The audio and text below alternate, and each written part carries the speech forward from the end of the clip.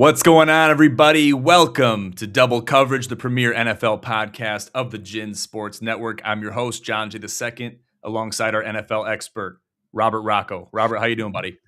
Good, man. How about yourself? Doing good, man. Listen, there's a lot going on in the world of the NFL right now, and it's getting interesting. The plot is thickening. We're seeing it happen every single day, every single week with the injuries, with the Phillip Rivers news that just hit my desk today. There's a lot going on. Fantasy football, we're getting into the playoffs with the pro capper. So it's exciting stuff, man. It's a great time of year. How are you feeling right now at this point in the season? Good. As fantasy wise, good. Sitting pretty good on fantasy in both leagues that I'm in.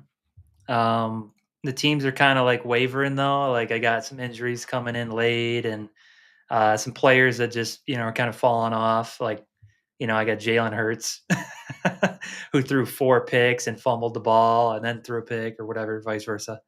So fantasy, I'm feeling okay. But the Lions, man, I don't know. Like as a Lions fan, you're just kind of like, maybe. We'll see the rest of the way here, but they're definitely not last year's team.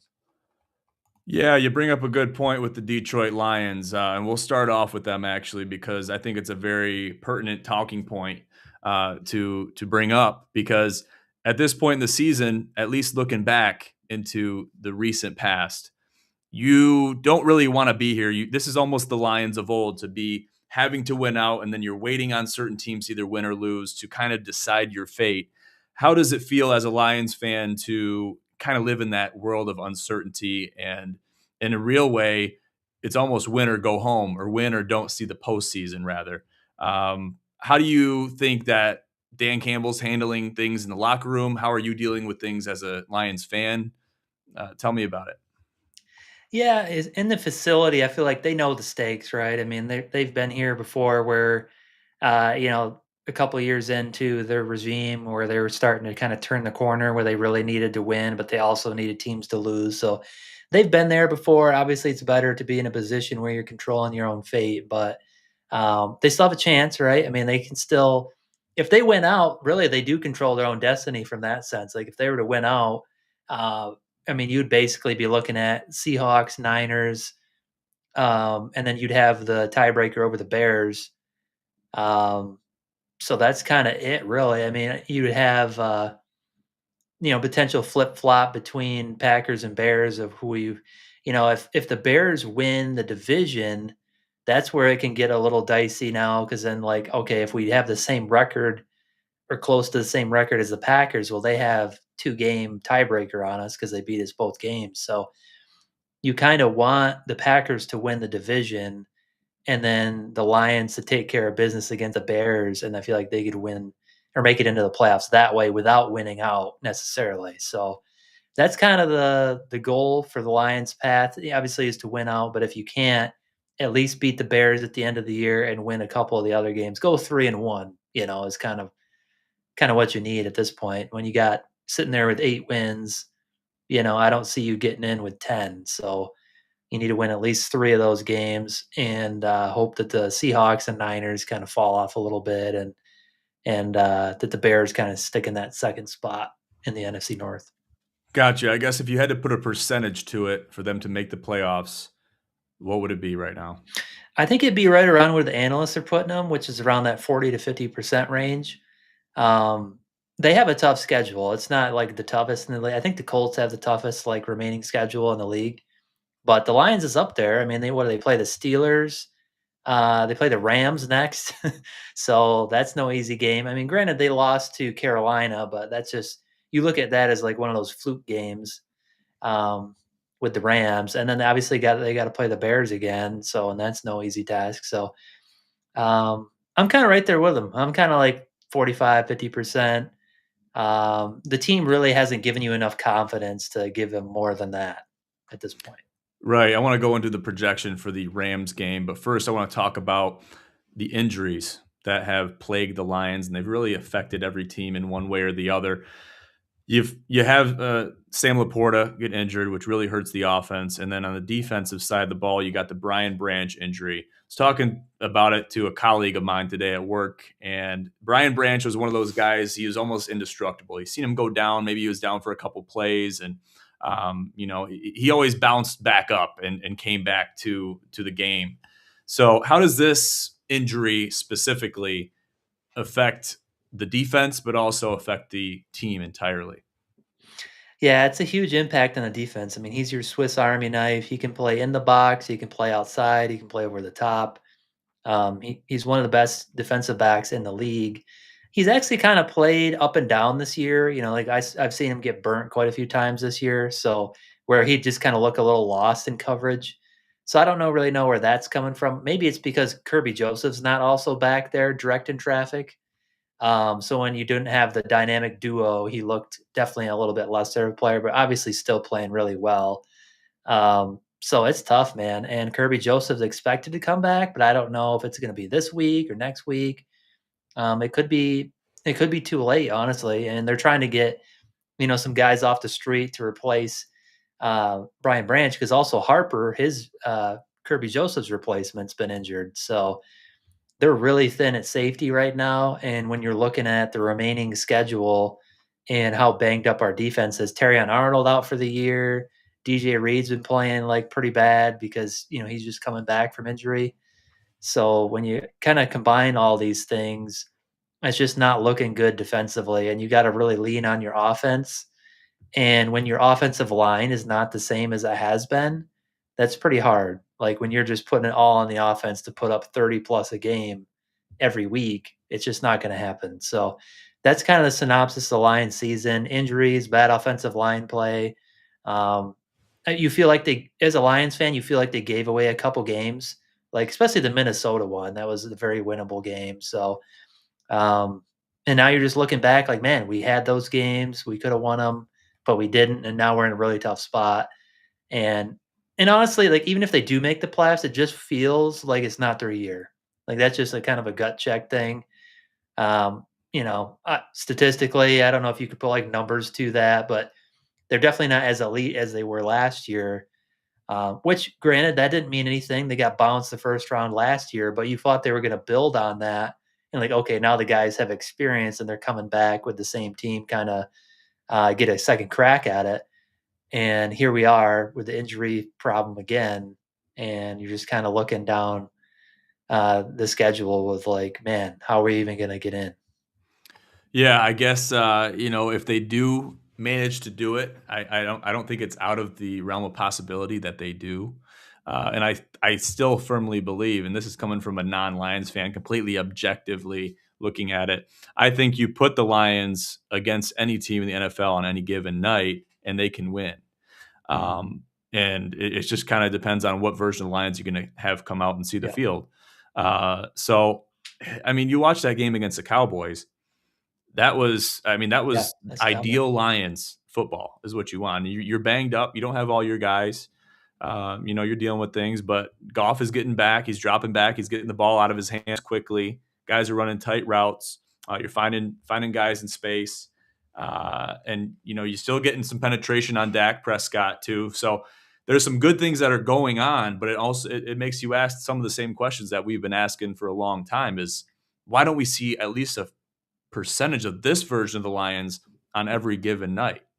And some of those questions I think are tough to answer because there's really no good answer for those questions. Yeah. Yeah, and maybe it's the injuries, right? Maybe it's the new coordinators that, maybe we didn't give enough credit to Ben Johnson and Aaron Glenn for what they did in their time here.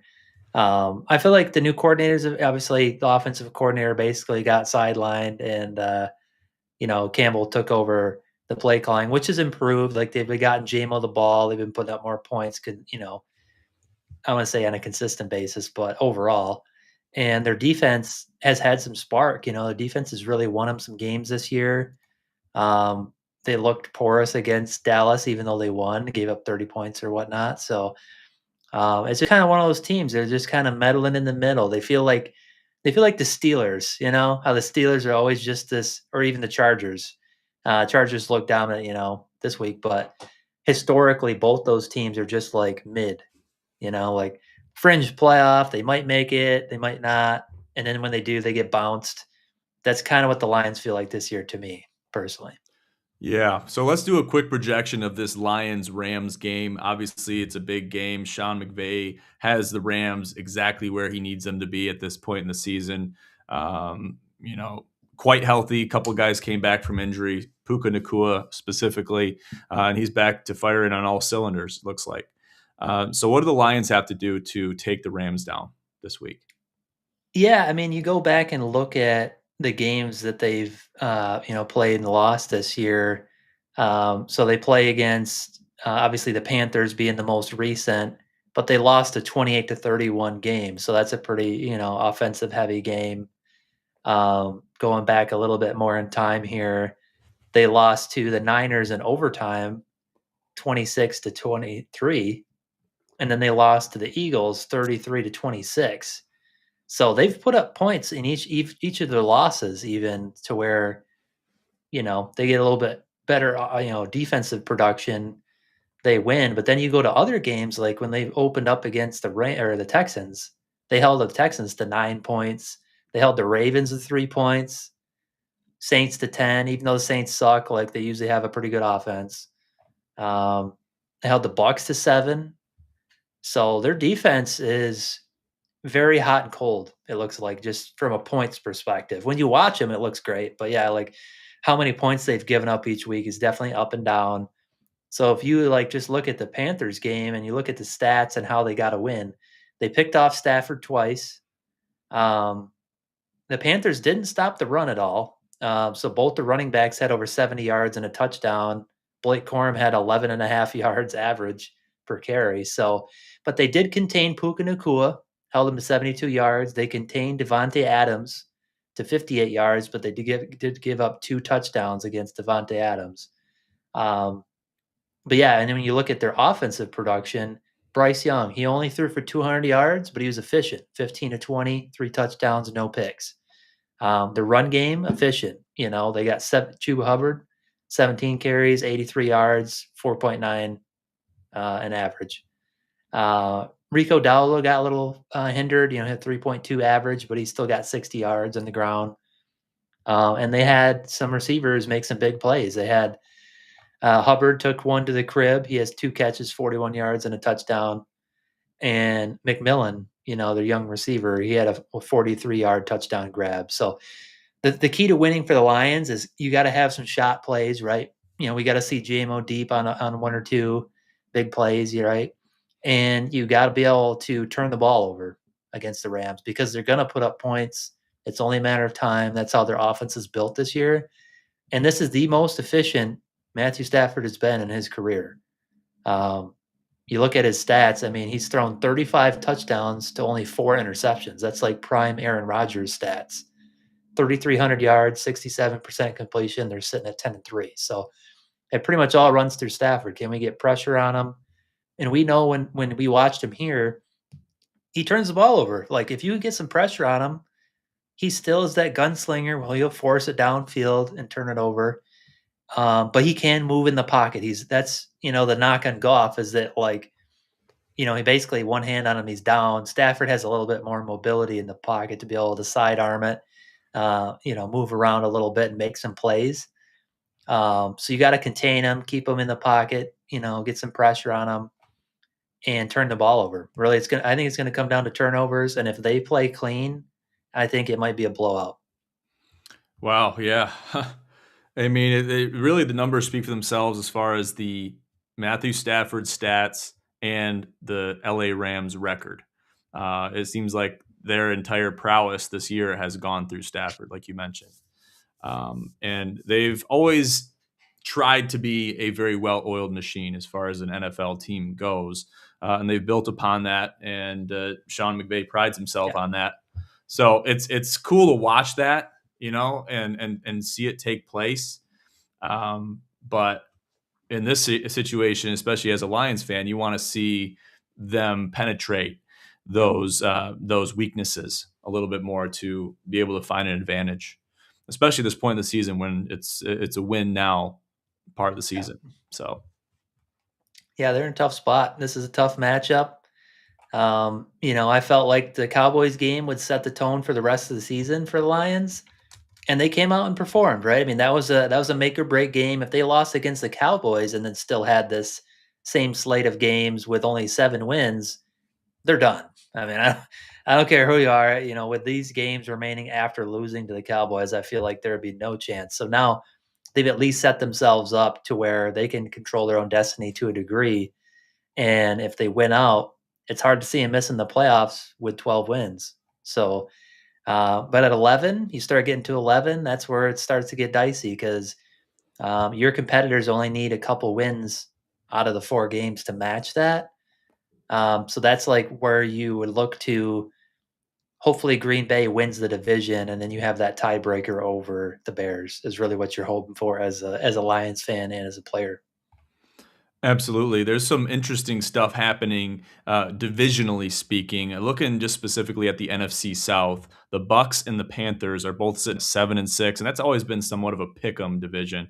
But Yeah. how can you explain, big loss by the Bucks and Panthers with playing very well with a big win this past week? Who do you think takes this division? You got the Falcons out of it, and the Saints are out of it. It's basically between the Panthers and the Bucks. Who do you think takes this division? Well, the Bucks remaining games, they play the Panthers twice.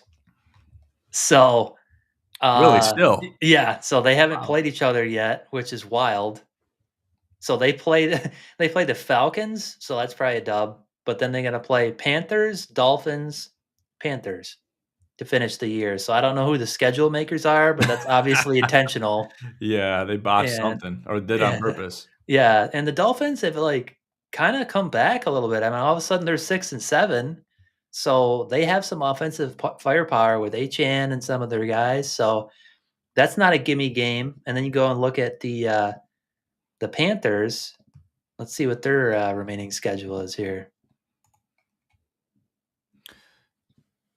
So they Yeah. have the Saints, and then obviously the Bucks twice, and the Seahawks. So I'd say the Panthers are a little bit harder just because they get to play the Seahawks, and the Seahawks are going to be in a condition where they're going to want to be winning to get into playoffs as well. So, or even win their division. They still have a shot to do that. So Yeah, that's the other caveat is the NFC West. Both the Rams and the Seahawks are at 10 and yeah, 3, and the 49ers on their tail at 9 and 4. So that's yes, kind of a, whoever wants it can win it kind of division. yeah, and the Panthers lost to the Saints earlier in the year, so that's not a gimme game. Obviously, the Bucks are the Bucks, so it's almost a coin flip, but I'd give the edge to the Bucks. I don't know what's happened with the Bucks this year. They've had injuries too, so that is definitely part of it. But they just kind of imploded. I mean, they seem like the team. They were like the first several weeks of the year it was Baker Mayfield MVP talks. That's how well they were playing, I know. and that just disappeared completely. I haven't seen like any highlights. I mean, honestly, since the first half of the season, I haven't seen anything from that team. I haven't seen any highlights, nothing. So that's usually not a good sign. Yeah, I know. It's been tough That's sledding actually because I have Baker on my fantasy team, and he hasn't been putting up the best numbers. But they've been dealing with some things, so I'm not going to blame it Yep. all on Baker. But they've been hurting a little bit the last couple weeks. So Yeah, uh, so it's still a coin flip division just like every year. yeah, yeah, absolutely. Another interesting scenario in the AFC North with the Steelers at 7-6, the Ravens at 6-7, and basically the Bengals are fighting for their life at 4-9. But it's probably too little, too late for them. But you're looking at division leaders, Yep. and correct me if I'm wrong, but if you win your division, you get a playoff berth. Yep. Correct? Yes, sir. So that's an important thing to think about. Steelers with a big divisional win against the Ravens this past week. I mean, and I banked on it, Robert. When I was putting the bets in, I was sending them to the Discord this past weekend. I'm like, you know what? Mike Tomlin cannot make this be the year that he goes negative on his record. So I'm like, he's got to beat the Ravens. They're banged up. They're kind of down in the dumps a little bit, similar to the Chiefs, kind of like the Eagles are right now. And every team I think has Yep. been there in some capacity. The Bills went through a rough patch. The Colts are going through it right now, big time. But I was like, the Steelers have what it takes to win this game if they want it. And they went in there and did it. So, who do Yeah. you think takes the AFC North? Yeah, If I you had to think it is the break it down. Steelers because they just won that Ravens game, right? And their last remaining games are the Dolphins, Lions, Browns, and Ravens again. So it could come down to that last week, which again, that's how the schedules are made now, is they really want those key matchups to end the season. It's almost like an extension of the playoffs when you look at it. So if they don't win, they don't get in. So then they're not in the playoffs. So it's really a playoff game when you look at it that way. So they have two really hard games and two pretty mid games. Whereas when you go and look at um, the Ravens schedule, they have to play Bengals. Obviously, Joe Burrow's back. High powered offense. Patriots, really good team this year. Packers playing for division, really good team this year, and then the Ravens. Or then the Steelers. Sorry. Um, so when you look at those four games, it's like, man, if the Bengals didn't lose Joe Burrow, they're right in contention, right? You would think, even with their poop defense, they always seem to somehow be in the conversation. And obviously, the Patriots, Packers, and Steelers are all good teams this year. So I think they have the harder road. So that gives me the edge to the Steelers. And to be frank, Lamar Jackson's looked like complete dog shit this year, man. Like, I don't know what it is. When you watch him, even though he like gets MVPs, right, and puts all these stats up, when you watch him, he just looks terrible sometimes, and that goes back beyond this year. Like you even go back several years, it's like, man, he just lays an egg out of the blue. He's like not consistent enough, um, and like his stats are really great, but when you go to the playoff stats, so his overall stats, let's look here. He's 75 and 29, 65%, 182 touchdowns to 54 interceptions, plus all the rushing stats on top of that, which is like easily Hall of Fame worthy, right? When you look at that. Multiple Mhm. All Pros, multiple Pro Bowls. Like, I think he will be a Hall of Famer. But then you go to the playoff stats, and it's not as friendly. He's got 60% completion, which used to be the standard, but it's not anymore. That's pretty low now. When they have these quick dump off passing games, so you want 65 plus, even 70. I mean, Jared Goff, as shitty as people think he is, he's routinely over 70, 80%. So, and that matters. That's a missed opportunity every time you miss a pass. So, look at 2018, 2 touchdowns, 1 pick, bounced after 1 game. 2019, 1 touchdown, 2 interceptions, and oh yeah, below 50% completion percentage is rookie, his first time in the playoffs. 52% the next year, so it's increasing. Like he's gotten better completion percentage as the years have went on. And his stats have improved actually. Like his first 3 playoff appearances, he had 3 touchdowns and 5 interceptions. The last 2 playoff runs he's had, where he's won one, lost one, he's thrown 7 touchdowns and 2 picks. So improvement. So you'd want to see that. Like if they do make the playoffs, regardless of how the rest of the season goes, you want to see that level of play in the playoffs because that's been my knock against them. Is those first 3 seasons they still had good teams that you go back, they had like Mark Ingram and all that stuff, right? Where it was kind of like the fun bunch. They're just Mhm. you watch them, did you just see the joy? Kind of like the Carolina Panthers when they had Cam Newton. Right. That's how it felt, like, okay, this team's vibing, they're playing good together, They're having fun. they're having fun, and then their quarterback goes and shits the bed Yeah, I mean, in the I've seen playoffs, it right? on multiple occasions of Lamar just like I mean, this guy is arguably, especially looking at the regular season stats historically throughout his tenure as an NFL player. I mean, it's hard to find another guy that's better.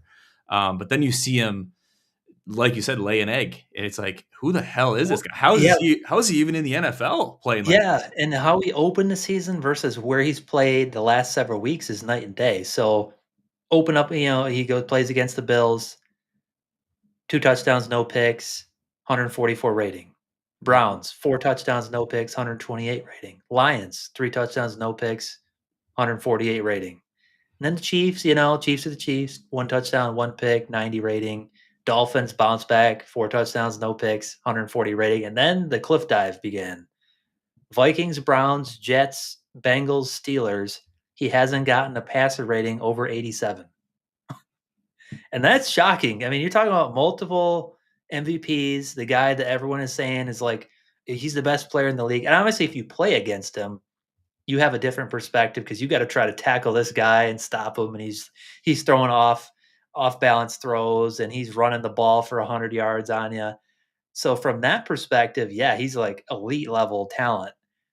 But when it's now one, two, three, four, 5 games in a row when he hasn't gotten a good passer rating, is it the team? I mean, he's not a totally a team or totally a quarterback stat. His passer ratings obviously rely on his offensive line, his run game, his receivers catching the ball, all that stuff. So there's probably some things like I haven't watched a ton of the Ravens games, but yeah, that's the vibe I get when I watch him. It's just he looks like a different player right now, and it's tough to see them making the playoffs with this level of play. Yeah, absolutely. I think I've seen the writing on the wall for several years now, at least just playing fantasy football. And that's why I've avoided Lamar personally, just because he's so hot and cold. I mean, you want to talk about the yin and the yang, the power player and the absolute worst player in the NFL. He is both. And you never know when you're going to get either one, but it seems like it's trend based as Mhm. far as, the former part of the season going into the latter half of the season. It's almost trend based. At least for this season, it is. But in previous seasons, it's even been playoff based, where you look at those play, Yeah, like you said, you mentioned those playoff stats. It's yeah, been translated into your regular season play is completely different than your playoff play, and that's a yeah. problem. Yeah, last year, I mean, he had an all-time season. I mean, this is a Hall of Fame season on its own. He had 41 touchdowns, 4 interceptions, 120 rating, over 4,000 yards passing, 67% completion. Like, that's Hall of Fame stats. And then you could blame the playoff loss. If you remember, Mark Andrews, dropping Oh, that. how could I I mean, forget? and that's just like stuff like that was happening. And that's not So, on Lamar. That wasn't on Lamar. yeah. So So I hate to put the whole loss on a tight end. They had other opportunities, but yeah, I mean, he turns the ball over, man. Like he fumbles, throws picks in inopportune times, even if it's only 4 picks on the year. One of those four probably decided a game, right? So um, you poor just ball security in a lot of yeah, cases. yeah, you got to see him take that next step, to even make the playoffs for starters. Like you can't have 5 games back to back to back to back where you're playing like a third string quarterback when you're supposed to be the MVP, the leader of your team, the franchise, the guy, right? Mhm. So you got to have a bounce back. If he had 1 or 2 games in there where it's like, okay, like, yeah, he had good games, and then just kind of sprinkled in, even Jared Goff, man, you go look at Jared Goff's stats. He'd have a few games, like 2 or 3 game stretch where he played poorly. Stafford does the same. It happens, but this is a long stretch to be playing this poorly. And if I was a Ravens fan, I'd be like, we're cooked at this point. Yeah, I mean, just looking at how winnable the AFC North is, but being down a game, just losing to the Steelers, you got to get above the Steelers to get a berth to win the division. It's not out of the realm of possibility, but it's Nope. not looking good. At least as looking at the trends, Yeah, it's tough to make sense out of it. I'm not putting my money on him. I'll No, say that. exactly. And a lot of the stuff is trend based, especially when you get this part of the season. It's the nitty gritty part of the season. Who's going to win with limited numbers, with limited availability to star players? Yep. So a lot of these things have to be considered. Moving on, let's move on to talk about the Texans and the Chiefs game. Now, there's sometimes where I agree with Chris Collinsworth. Okay, there's sometimes I don't. There's actually a lot of times I don't. But in this situation, this instance, I couldn't agree with him more. He said on multiple occasions throughout this game, and maybe you watch this game, Robert. Yep. Um, Sunday Night Football. I mean, was it Sunday night or Monday night? I think it was Sunday night. Anyway, Sunday night. We'll say that. Yeah. You want to talk about a tackling clinic? I mean, hard hitting, popping with the hits, driving of the feet all the way to the ground. Hard hits. I'm talking hard hits, and the refs were keeping their flags in their pockets at Arrowhead, which I was very impressed to see. And they were clean hits. They weren't dirty hits, but very clinical hits, hard hits. And it made me feel like, damn it, this is a football game. it made me think, you know what? Maybe football isn't dead after all. We still have our sport, you know? So it gave me a warm, fuzzy feeling inside. What did you think about this game? What did you think about the hitting in particular? Because I haven't seen a game like this in the NFL with this type of hitting, with this type of contact. And Mahomes was getting hit. Kelsey was getting hit. I mean, everybody was getting hit. It was like Oh, we're yeah. going balls to the. It's like the last game of the season, like of our career. This is the last game of our career. They were hitting like that, Yeah, and and it was impressive. I think they knew they could bring it to that Chiefs team because the Chiefs have been terrible this year. Oh, they did. So, and, yeah, that defense is on another level. The only defense there's 2 defenses that are anywhere near them as far as points allowed, and it's the Rams and the Broncos. Everybody else has allowed 100 plus more points basically when you just kinda take a quick glance at it. Everyone's somewhere around I guess Patriots are down there too, but most teams are 3 to 400 points allowed, even high 2s, and they're all the way down there at, 208 points allowed. So at the end of the day, that's what matters. I mean, sacks, interceptions, turnovers, all that stuff impacts the game, creates more points for your team. But points allowed at the end of the day is the ultimate, defensive stats. So, and they're the best in the Yep. league right now. It's not close. And they could, I mean, defense wins championships, right? I mean, that's kind of died down recent years. Everyone's like, you got to have a good offense too to get there. And that's become a little bit more evident. Like the Rams, the way the Rams won those playoff games with Stafford and got to the Super Bowl was offensive based, but they also had Aaron Donald on the other side. That's true. And, so can you really name Super Bowl teams that won it all on offense? It's really hard to think of one. Even the Rams, way back when they had Kurt Warner and whatnot, they still had some defensive plays. So I just think that yeah, if you have a stout defense like that, the sky's the limit. You don't have to ask much for your quarterback. You could have a mid quarterback. You could have a David Mills or whatever his name is back there, um, and still win. So they have some weapons too, man. I mean, I know they kind of looked like they were going to be the trending team for a while, and then Stroud had that sophomore slump, and then everyone kind of pulled back on him. Mhm. And he's still kind of looking like he's feeling his way through it. Is he going to take off and be that next level quarterback, or is he going to be kind of mid the rest of his career? So that's really what the team's going to hinge on too. I mean, besides the defense, is that quarterback play, but the defense is making it really easy on them. Yeah, they are, and they're fun to watch, man, both offensively and defensively. I was riding high on Stroud and the Texans, and then, like you said, they fell off a little bit, kind of forgot about them, like, "Oh, it's just the Texans," you know what I mean? But they Yeah. can't be slept on. They can't be slept on. Yeah, and they did everyone a favor and beat the Chiefs. We don't like the Chiefs. We don't want to see them in the playoffs.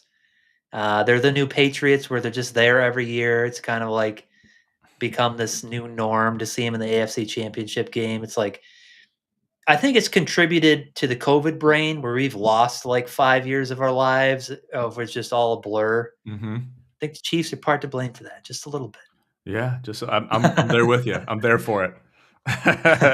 I'll campaign with you on that subject, on your side. So, but yeah, interesting, an interesting, part of the whole story there with the COVID slump and things like that, how it's really affected not only everything, but the NFL, specifically Yep. too.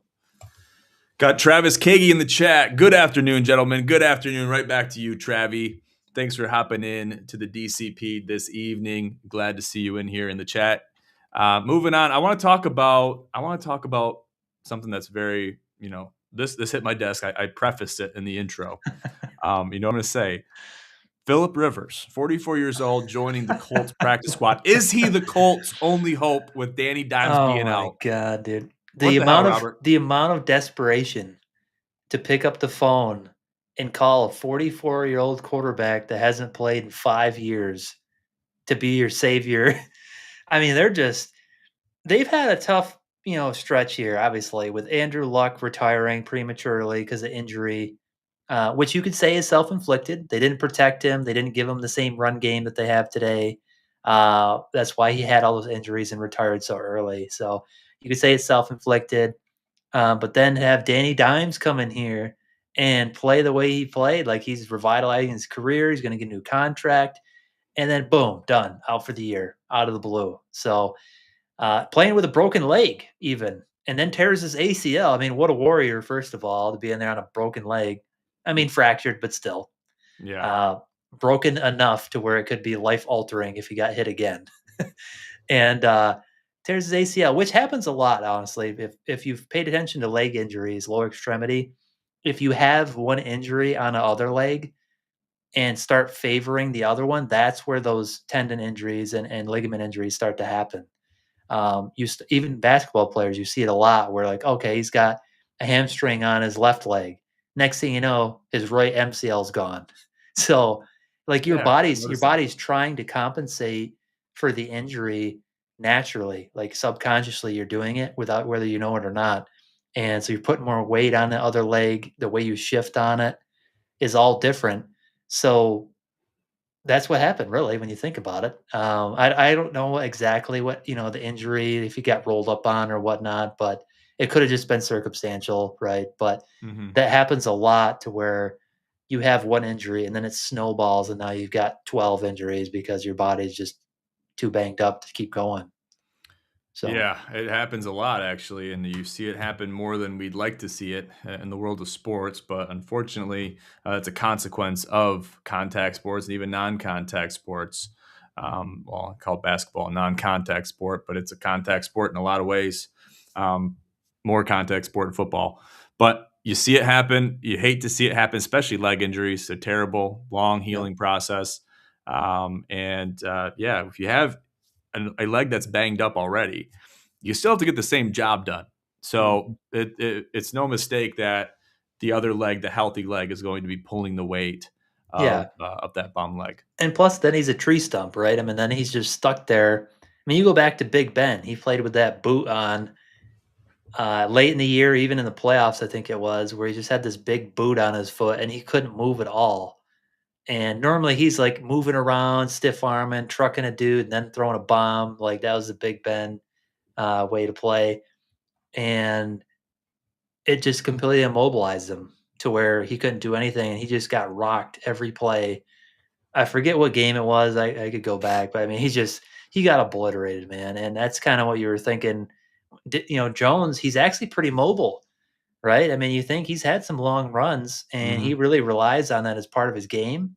So to for him to not have that, um, it's tough to watch. But the flipping back to the Phil Rivers thing, surprised he passed the physical, man. I mean, coming in years after playing, and he passes the physical. We saw the Frank Ragnow thing with the Lions, where he came in with his hamstring hanging off his leg and said, "I want to play," and they're like, "No, you're out, dude. You can't." So I was kinda thinking that would be something similar, like he'd have some undiagnosed thing back he pulled his back playing with his 12 kids or whatever, but, I mean, was his medical, examination just, handing him a six pack, or what was the deal? I don't know.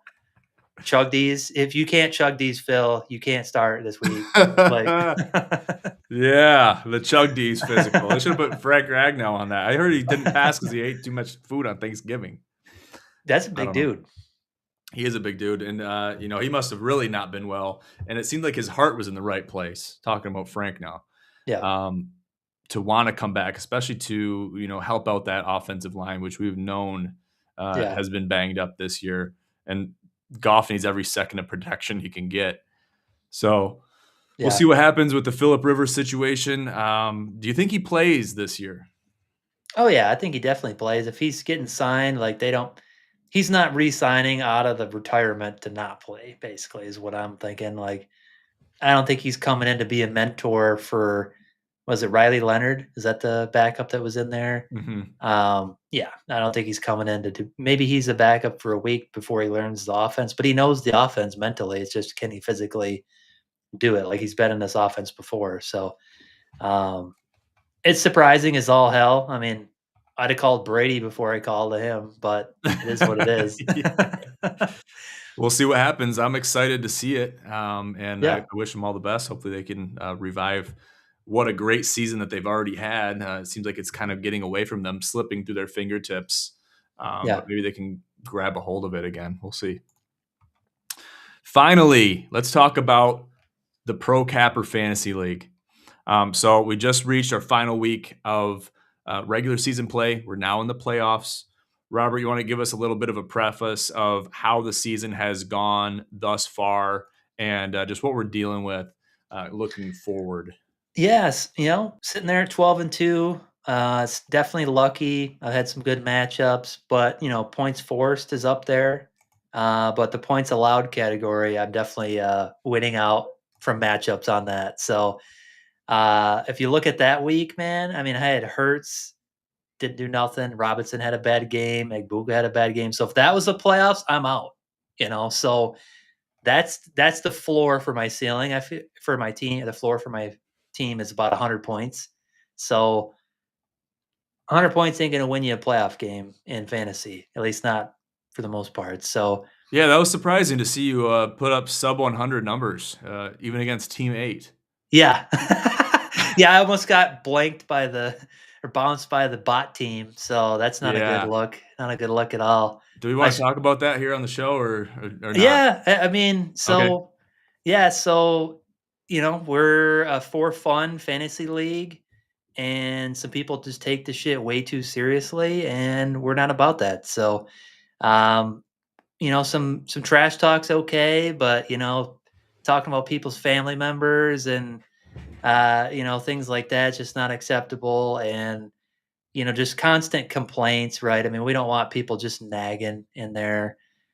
There's some quirky things about this app which are relevant gripes for sure, but to take it to the level to where people are dumping players off their team out of frustration and saying, this league sucks and stuff because they drafted the worst team in the league, is just sad. So I'll leave it at that. But it's yeah, it's just kind of sad, honestly. Yeah, I've never. absolutely. I mean, especially too, and we're not going to name names here on the show, but talking about the league itself and lack of rules being, upheld and whatnot. There are some gripes, like you said, very appropriate gripes with Sleeper, with the application Sleeper. And I don't know, I Yeah. don't know if we can get it into the head office and have to talk with somebody or not, but there's some problems with the app. And The as app far as is bad.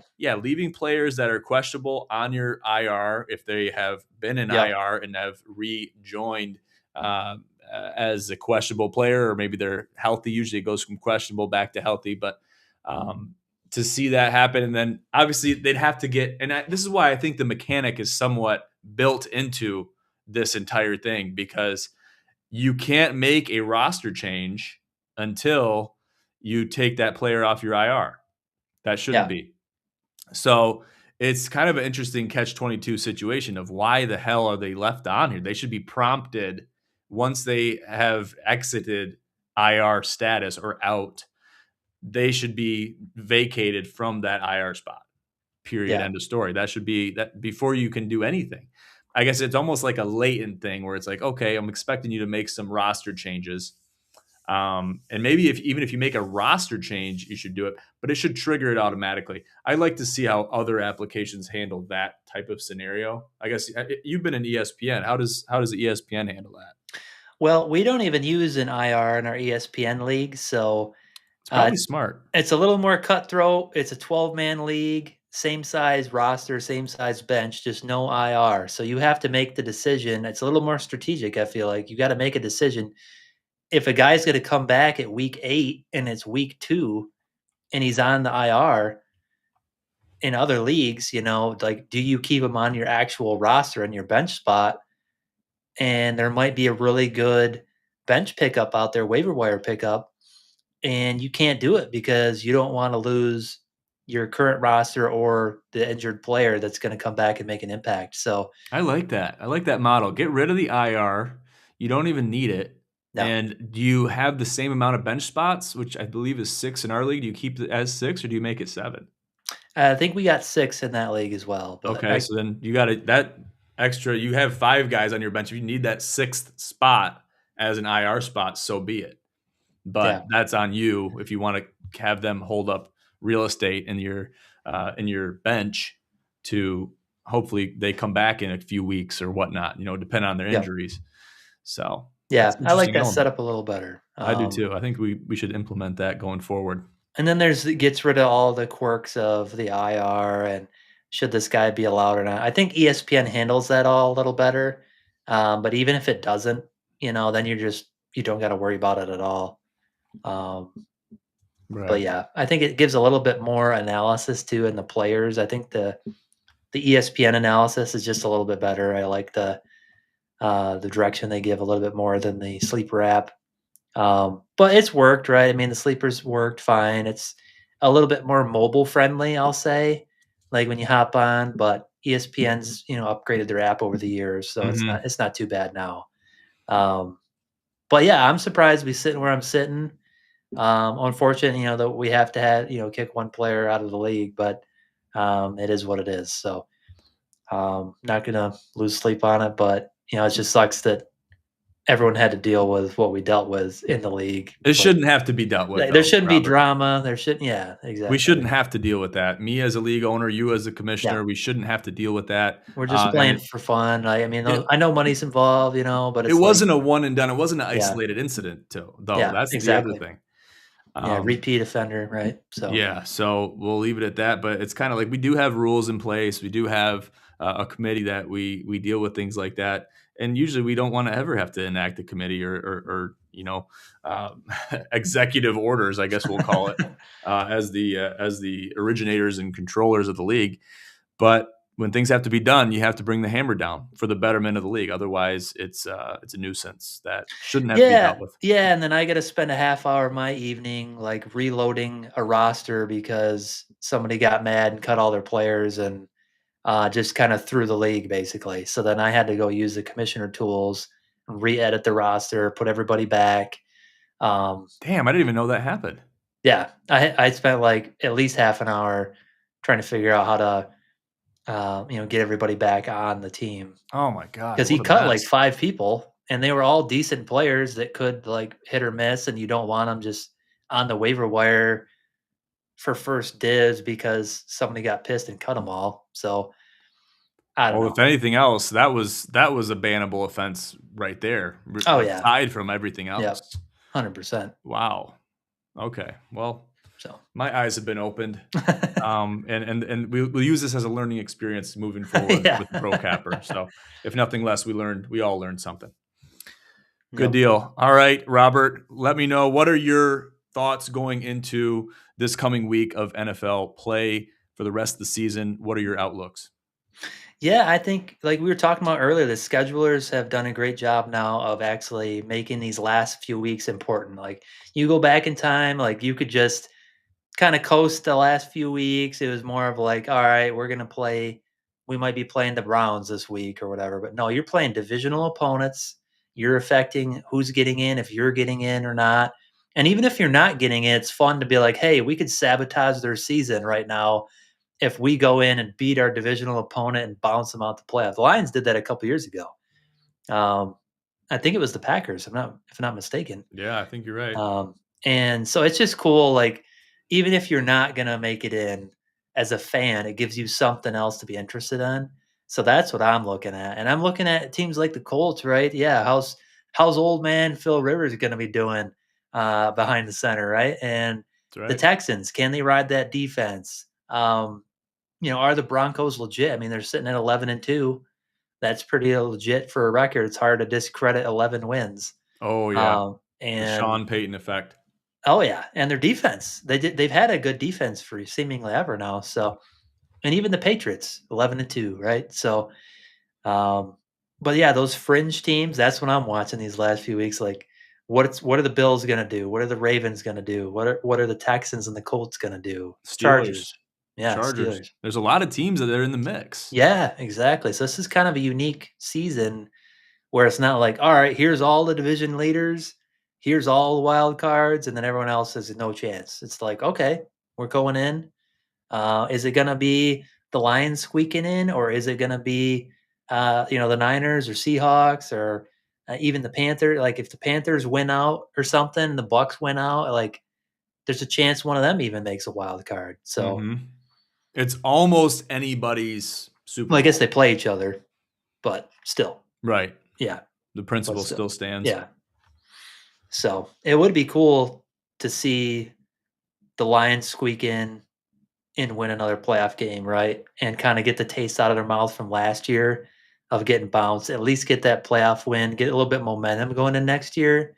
Because if we go into next year having not made the playoffs, sure, you could write it off as this wasn't our year, um, but how many years can you do that as a Lions fan? So Exactly. Well said. Well said, Robert. Good deal, everybody. Thank you so much again for tuning in to Double Coverage. Make sure to check us out on social media. Find all of our links in the bottom of this podcast in the description. Find our link tree, find our Instagram, which is also at the top of your screen at Gin Sports Network. Find our website, ginsportsnetwork.com.